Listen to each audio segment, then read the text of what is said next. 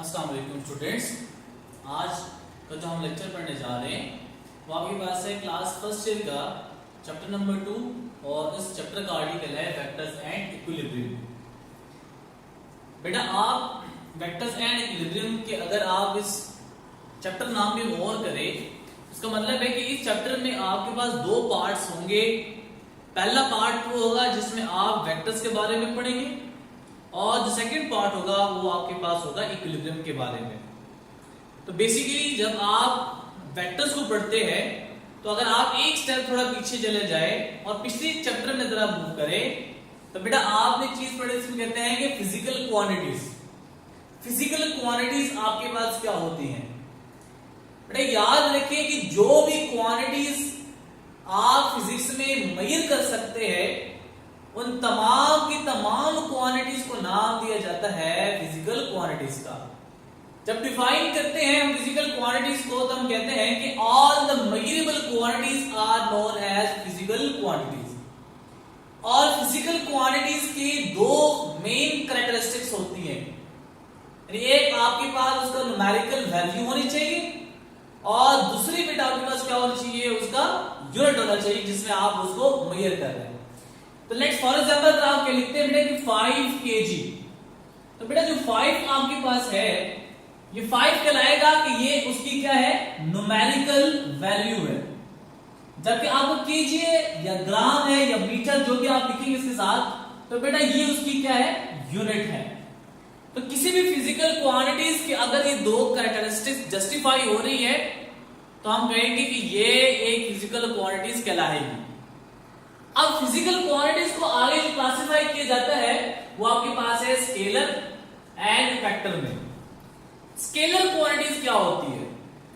For example बेटा आपको कोई भी बोले कि आप 2 मीटर रन, यानी आपने 2 मीटर दौड़ना है, सबसे पहला क्वेश्चन में आपके माइंड में ये आएगा कि मैं 2 मीटर कहां दौड़ूं, किस डायरेक्शन में दौड़ूं, मैं east west north south left right forward backward में कहां भी मूव करूं। तो अगर ये कंडीशन गिवन हो कि आपको किसी भी सिम्बल का तयन ना कर सके, यानी आपको उसकी डायरेक्शन ना पता हो, तो हम कहेंगे कि वो क्वांटिटी आपके पास क्या कहलाती है, स्केलर क्वांटिटी कहलाती है। अब मैग्नीट्यूड इसका सिर्फ गिवन है कि 20 आप मीटर गिवन जो है कि आप 20 मीटर दौड़े। तो जो 20 मीटर में अगर आप देखिए मैं इसको लिखता हूं बेटा कि 20 मीटर, तो बेटा 20 आपके पास न्यूमेरिकल वैल्यू और मीटर उसकी क्या है, यूनिट है। तो इसका मतलब है कि एक स्केलर क्वांटिटी में न्यूमेरिकल वैल्यू और यूनिट होती है। और तीसरी मेन बात बड़ी इंपॉर्टेंट है बेटा जो कि याद रख रही है, आपसे कोई भी पूछा जाए कि एक अगर आप बात करें करंट की कि करंट स्केलर है या वेक्टर है, तो बेटा अगर आप देखिए कि कोई भी एक कंडक्टिंग वायर आपने कनेक्ट की हुई है बैटरी के सोर्स के साथ, तो बेटा पॉजिटिव और नेगेटिव टर्मिनल आप उसको सप्लाई किए जा रहे हैं। तो अगर आपसे पूछे कि बेटा ये करंट स्केलर है या वेक्टर है, आप कहेंगे कि बेटा ये तो वेक्टर है सर। अगर वेक्टर नहीं है तो आप देखिए कि पॉजिटिव से नेगेटिव और नेगेटिव से पॉजिटिव, जो कि कन्वेंशनल करंट और इलेक्ट्रॉनिक करंट की बात करते हैं हम, तो अगर आप उसको जस्टिफाई करके दे रहे हैं कि उसकी डायरेक्शन भी है और 5 एम्पियर का करंट दैट इज उसकी न्यूमेरिकल वैल्यू भी है, तो वो तो वेक्टर क्वांटिटी हो गई। तो बेटा याद रखिए कि कोई भी क्वांटिटी वेक्टर्स तब कहलाएगी जब वो 3 चीजों को सेटिस्फाई करेगा। एक आपके पास है मैग्नीट्यूड होना चाहिए उसका, दूसरा फैक्टर आपके पास है बेटा डायरेक्शन उसकी होनी चाहिए, और तीसरी मेन बात बड़ी इंपॉर्टेंट है कि वो वेक्टर लॉ ऑफ एडिशन को ओबे करे। अब करंट की बात जब हम करते हैं तो करंट आपके पास मैग्नीट्यूड भी है डायरेक्शन भी है, लेकिन वो वेक्टर लॉ ऑफ एडिशन को ओबे नहीं करता, तो हम कहते हैं कि वो एक स्केलर क्वांटिटी है। तो स्केलर का सिर्फ मैग्नीट्यूड होता है, डायरेक्शन नहीं होती, और वेक्टर लॉ ऑफ एडिशन को ओबे वो नहीं करता। जब आप वेक्टर्स की बात करते हैं तो उसका मैग्नीट्यूड भी होता है, डायरेक्शन भी होती है, और आपके पास वेक्टर लॉ ऑफ एडिशन को भी ओबे करता है। फोर्स आपके पास हो गई, आपके पास वेलोसिटी हो गई, एक्सेलरेशन हो गया, मोमेंटम हो गया, ये सारी एग्जांपल है किसकी, एक वेक्टर क्वांटिटी की। अब हम मजीद जो पढ़ेंगे वो स्केलर से हमारा रिलेटेड नहीं होगा बल्कि हमारा वेक्टर से ज्यादा बात करेंगे इसके। तो वेक्टर्स को रिप्रेजेंट करने के बेटा दो तरीके हैं। एक सिंबॉलिकली मेथड है, एक ग्राफिकल मेथड है। सिंबॉलिकल मेथड क्या है कि उसमें भी फर्दर दो आपके पास मेथड्स आते हैं। एक आपके पास आता है बोल्ड लेटर्स का, और दूसरा बेटा आपके पास ये है कि आप एरो हेड से उसको रिप्रेजेंट करते हैं। बोल्ड लेटर्स आपके पास क्या है कि बेटा आप कोई सी भी एक वेक्टर आप ले लें, कोई डिजिट या कोई अल्फाबेट ले लेंगे, ए लिख लिया आपने, इस टाइम ये बोल्ड नहीं है, आप इसको थोड़ा सा क्या करें, बोल्ड कर दें, तो आप कहेंगे कि ये आपके पास क्या है, एक वेक्टर बन गया है। तो बुक में जहां भी आपको बोल्ड लेटर मिलेगा तो उसका मतलब है कि ये एक वेक्टर क्वांटिटी की बात हो रही है। तो जहां भी वो बोल्ड नहीं लिखेगा, नहीं रिप्रेजेंट करेगा, तो आपने अंडरस्टूड कर लेना है कि बेटा ये एक स्केलर क्वांटिटी की बात हो रही है। अच्छा, बुक में कहीं भी आपके पास ये भी लिखा होता है कि आप क्या करें कि एक डिजिट ले, कोई भी अल्फाबेट ले लें, इसके ऊपर आप एक एरो हेड प्लेस कर दें, तो ये भी रिप्रेजेंटेशन है किसकी, एक वेक्टर्स क्वांटिटी की रिप्रेजेंटेशन है।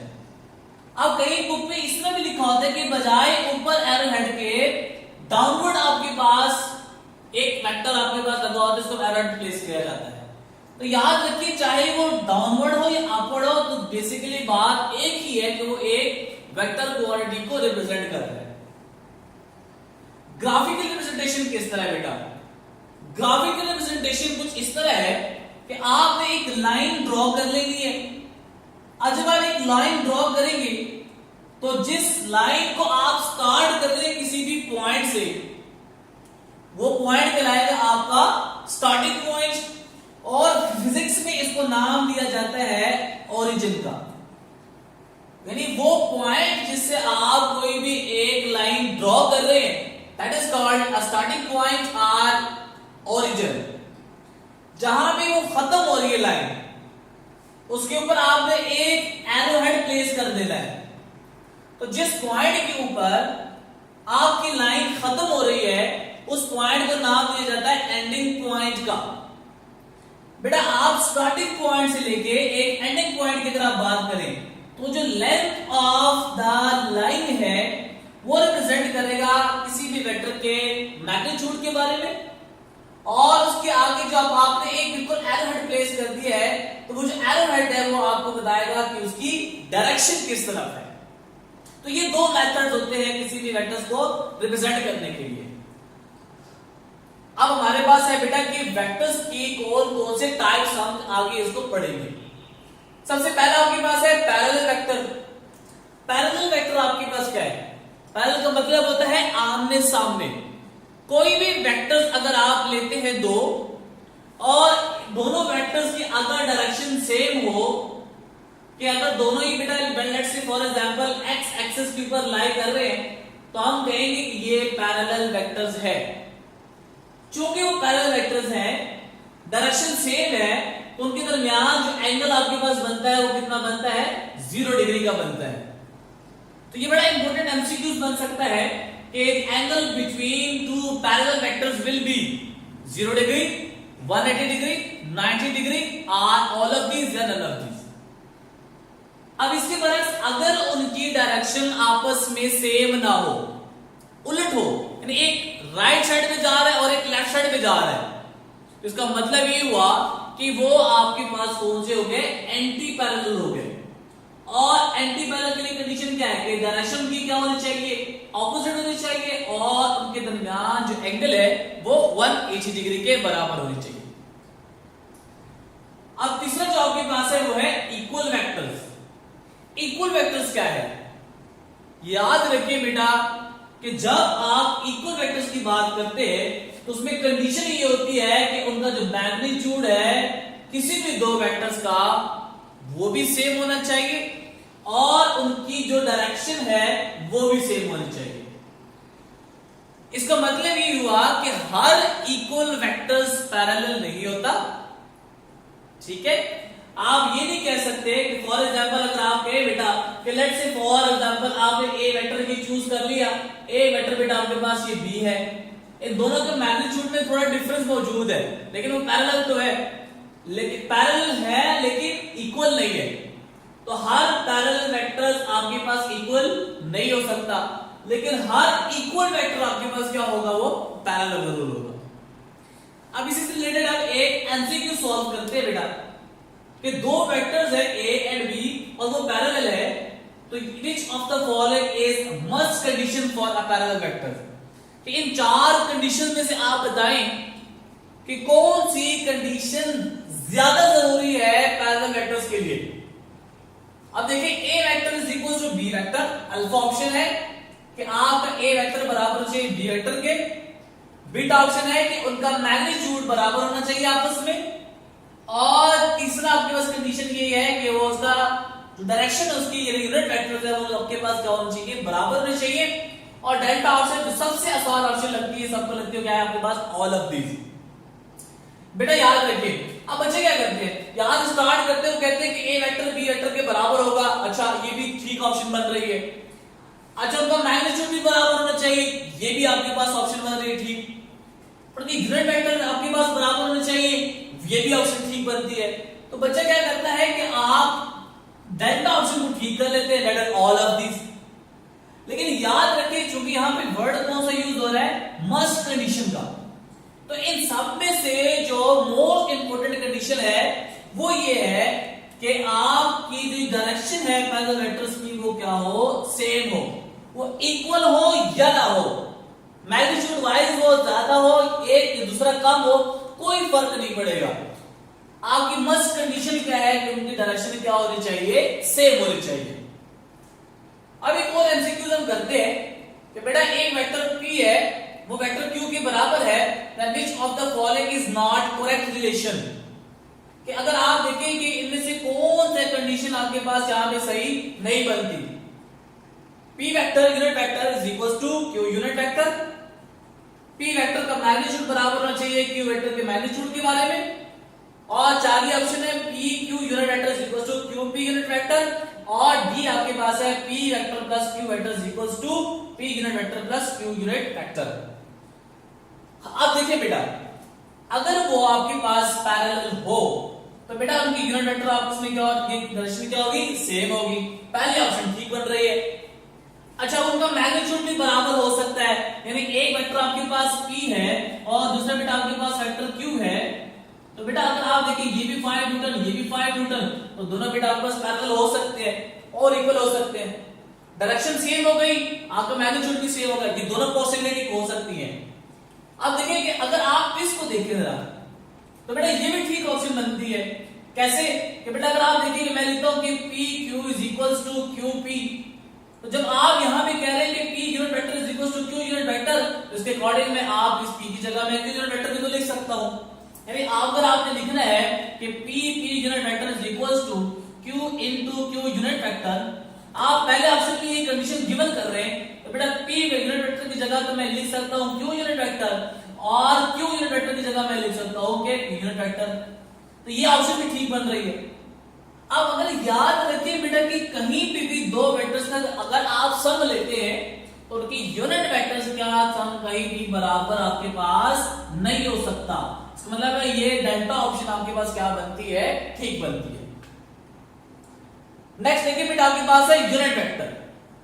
यूनिट वेक्टर आपके पास क्या है, एक ऐसा वेक्टर जो कि रिप्रेजेंट करे किसी भी वेक्टर की डायरेक्शन के बारे में, तो हम कहते हैं कि वो आपके पास क्या है, यूनिट वेक्टर है। और याद रखिए कि यूनिट वेक्टर का जो मैग्नीट्यूड आपके पास होता है वो हमेशा किसके बराबर होता है, 1 के बराबर होता है, और उसकी जो डायरेक्शन होती है वो कोई सी भी हो सकती है, कहीं भी आप ले सकते हैं, और इसको इसलिए कहते हैं कि ये आपके पास एक आर्बिट्रेरी डायरेक्शन का वेक्टर होता है। रिप्रेजेंटेशन कैसे होती है, ए के ऊपर आपने एक कैप डाल लेंगे, तो इसको A unit vector is equals to A vector, और ए वेक्टर का मैग्नीट्यूड हम लिखते हैं बाय फार्मूला वाइज। हम कोई सी भी एग्जांपल करते हैं बेटा कि एक वेक्टर है 2i cap plus 3j cap, आप ये बताएं कि यूनिट वेक्टर्स को फाइंड आउट करें।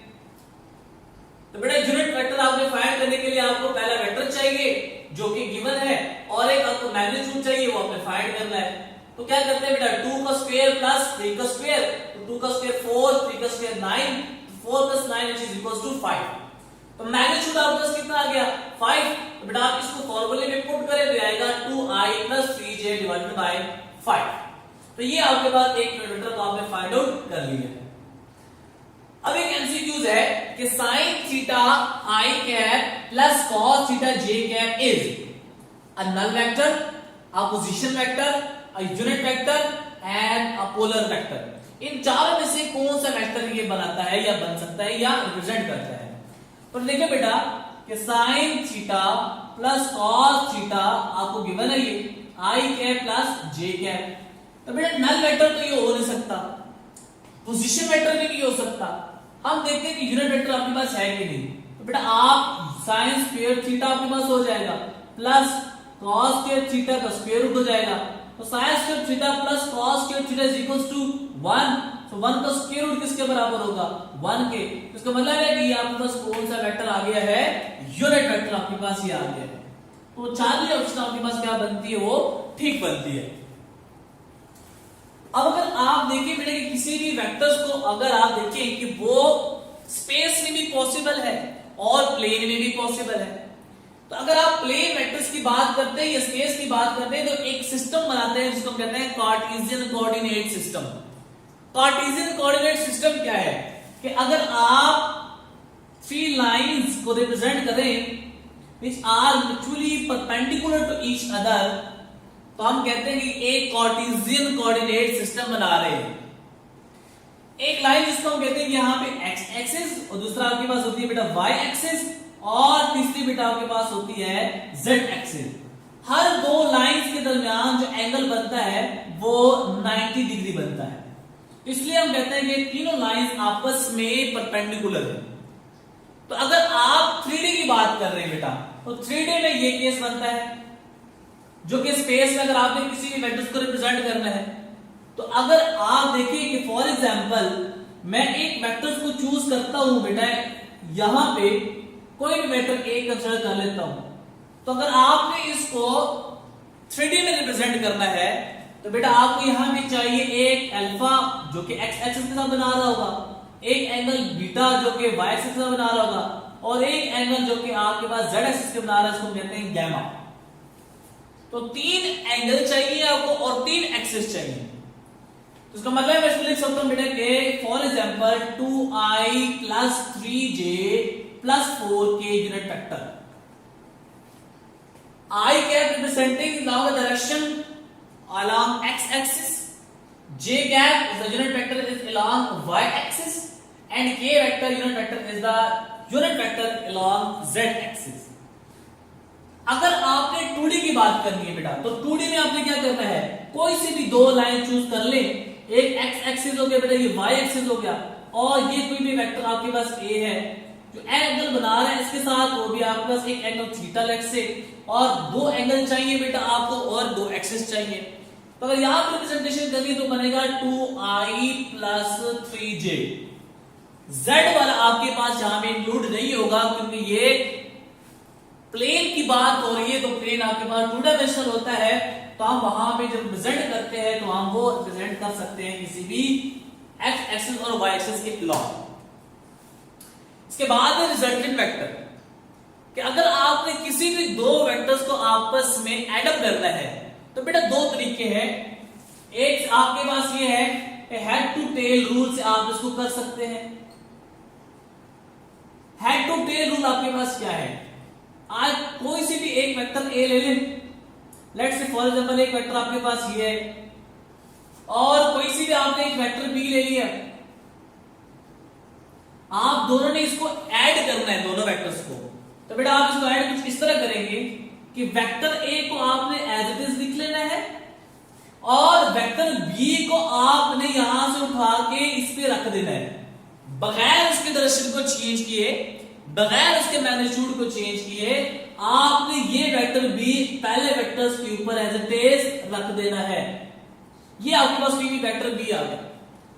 अब आपने अगर किसी भी दो नंबर को ऐड अप किया है 3 + 2 तो आंसर आता है 5, तो 5 इज द रिजल्टेंट ऑफ 3 + 2। जब आप दो वेक्टर्स को ऐड करते हैं तो उसका भी कोई ना कोई रिजल्टेंट आता है, तो वो रिजल्टेंट आपने जब ड्रॉ करना है तो आपने इस तरह ड्रॉ करना है कि पहले वेक्टर से आपने लाइन ड्रॉ करनी है और लास्ट वेक्टर पे आपने फिनिश कर देनी है। अब जब आपने ऐड किया है वेक्टर बी को ए में तो बेटा वेक्टर वेक्टर बी का टेल है आपके पास और वेक्टर ए का हेड आपस में ऐड अप हुए हैं। पहले वेक्टर का हेड है, दूसरे वेक्टर के आपके पास क्या है, टेल है, इसलिए वेक्टर को कहते हैं हेड टू टेल रूल, कि जिसमें आपने पहले वेक्टर की हेड के साथ दूसरे वेक्टर के टेल को मिलाना है। अब रिजल्टेंट के लिए पहले वेक्टर की टेल से आपने रिजल्टेंट वेक्टर की टेल को इंसाइड करनी है और रिजल्टेंट वेक्टर के हेड को लास्ट वेक्टर के हेड के साथ कोइंसाइड कर लेना है। इसको हम लिखेंगे कि R vector is equals to A vector plus B vector, यानी resultant vector is the a vector which gives a combined effect of all the individual vectors which are added, कि जितने भी वेक्टर्स आपने ऐड किए उन सब का जो मजमूआ है, सबब देगा, वो आपको एक रिजल्टेंट वेक्टर देगा जो कि आर से हमने उसको रिप्रेजेंट किया है। अब हम एक एमसीक्यू सॉल्व करते हैं बेटा। ए वेक्टर आपके पास है 4 न्यूटन, बी वेक्टर है 3 न्यूटन, आर वेक्टर रिजल्टेंट आपने बताना है बेटा। कोई कंडीशन गिवन नहीं है।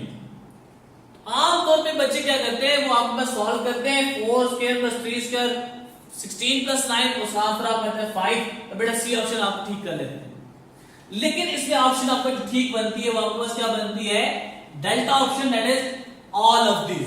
मैं एक एक को प्रूफ करता हूं बेटा। अगर आपको कोई भी कंडीशन गिवन ना हो और आपको रिजल्टेंट फाइंड करना है तो बेटा आपने इस फॉर्मूले से फाइंड आउट करना है, ठीक है। इस लॉ को हम कहते हैं कि वेक्टर लॉ ऑफ एडिशन।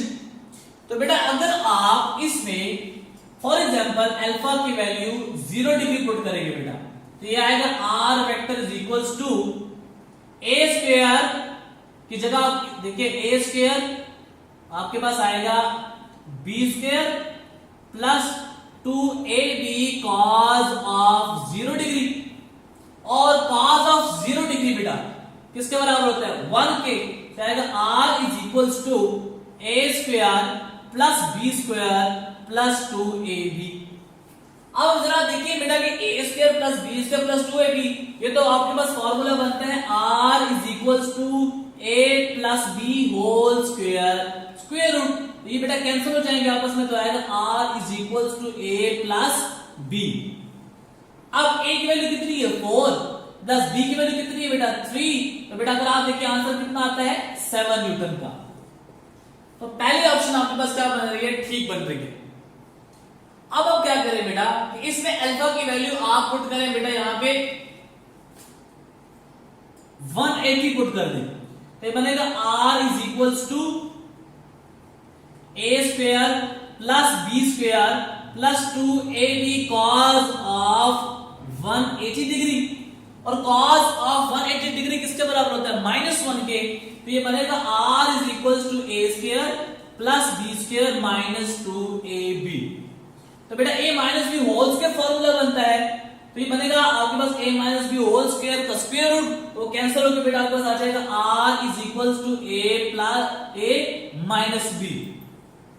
अब a की वैल्यू बेटा कितनी है 4 और b की वैल्यू कितनी है 3, तो 4 minus 3 which is equals to 1, तो बेटा दूसरी ऑप्शन में ठीक बन रही है। अब देखें कि अगर आप इसमें अल्फा की वैल्यू क्या पुट करें 90 डिग्री पुट कर दें, बेटा आप देखिए कि मैं इसमें अल्फा की वैल्यू एक दफा क्या पुट करता हूं 90 डिग्री पुट कर देता हूं मैं। जब आप अल्फा की वैल्यू 90 पुट करेंगे तो ये बनेगा r is equals to a square plus b square plus 2ab cos of 90 degree, और cos 90 डिग्री किसके बराबर होता है 0 के, तो ये बनेगा r is equals to a square plus b square, और ये तमाम फैक्टर्स आपके पास क्या हो जाएगा 0, ये बनेगा a square plus b square. अगर आप देखेंगे इसमें आप पुट करें बेटा a की वैल्यू कितनी है 4 का स्क्वायर आ जाएगा 16 प्लस आप देखिए बेटा कि जो 3 है उसका पुट करें यहां पे, तो 3 का स्क्वायर कितना आता है बेटा 9, ये बनेगा 25 square root which is equals to 5। तो याद रखें यहां से आपके 3 क्वेश्चंस आपके डिस्कस हो रहे हैं एमसीक्यूज में। अगर वो पूछे कि बेटा can 2 vectors be added like a scalar quantity, तो आप कहेंगे बेटा कि नहीं, क्यों, क्योंकि उसका आप यूज करते हैं हेड टू टेल रूल से। तो बेटा याद रखिए आपने आंसर ये देना है yes we can add 2 vectors like a scalar quantity, but when condition is given that they are parallel to each other, अगर वो पैरेलल वेक्टर्स हैं तो उनको हम ऐड कर सकते हैं एज अ स्केलर। फिर अगर आपसे कोई क्वेश्चन पूछे बेटा कि can we subtract scalar, can we subtract a vectors like a scalar quantity, आप कहेंगे यस वी कैन। कब कर सकते हैं? जब कंडीशन गिवन हो कि वो किसके बराबर है, वो आपस में एंटी पैरेलल है, तो आप डायरेक्ट फॉर्मूला लगाएंगे a माइनस बी, और फिर आपके पास ये जो कंडीशन है किसके लिए बनती है, के परपेंडिकुलर वेक्टर्स के लिए बनती है। तो इसलिए हम कहते हैं यहाँ पे जो ऑप्शन आपके बन रही है वो ठीक ऑप्शन बनती है, ऑल ऑफ दीज। ठीक है बेटा, ये कुछ बातें थी आपके पास वेक्टर्स और इंट्रोडक्शन के बारे में और टाइप्स ऑफ वेक्टर के बारे में। उम्मीद है बेटा आपको ये लेक्चर समझ आया होगा। नेक्स्ट लेक्चर में एक नए टॉपिक के साथ हाजिर होगा। नेक्स्ट लेक्चर की तब तक के लिए फिर अल्लाह हाफिज।